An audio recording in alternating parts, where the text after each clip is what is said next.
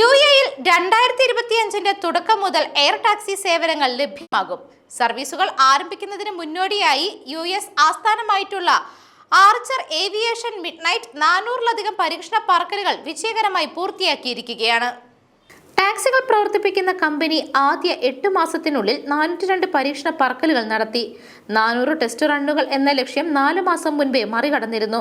Air ടാക്സിയുടെ ഭാരം, പ്രകടന നിലവാരം തുടങ്ങിയവ വിലയിരുത്താനും ആവശ്യമായ പരിഷ്കാരങ്ങൾ നടത്തുവാനും പരീക്ഷണ പറക്കലുകൾക്ക് നിർണായക വിവരങ്ങൾ നൽകുമെന്നും ആർച്ചർ സിഇഒയും സ്ഥാപകനുമായ ആദം ഗോൾഡ്സ്റ്റെയിൻ പറഞ്ഞു.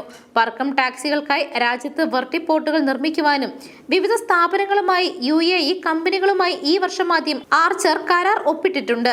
കഴിഞ്ഞ മാസം പകുതിയോടെ മൂല്യനിർണ്ണയത്തിനായി ആദ്യ പറക്കൻ ടാക്സി ആർച്ചർ US എയർഫോഴ്സിന് കൈമാറിയിരുന്നു. പൈലറ്റ് ഉൾപ്പെടെ 5 പേർക്ക് സഞ്ചരിക്കാൻ കഴിയുന്ന ചെറുവിമാനങ്ങൾ പ്രവർത്തനക്ഷമമാകുന്നതോടെ ദുബായ്, അബുദാബി യാത്രാ സമയം 90 മിനിറ്റിൽ നിന്ന് 10 മുതൽ 20 മിനിറ്റായി കുറയും.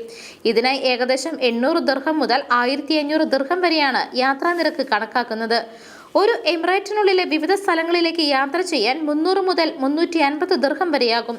News desk മെഗ്നവിഷൻ.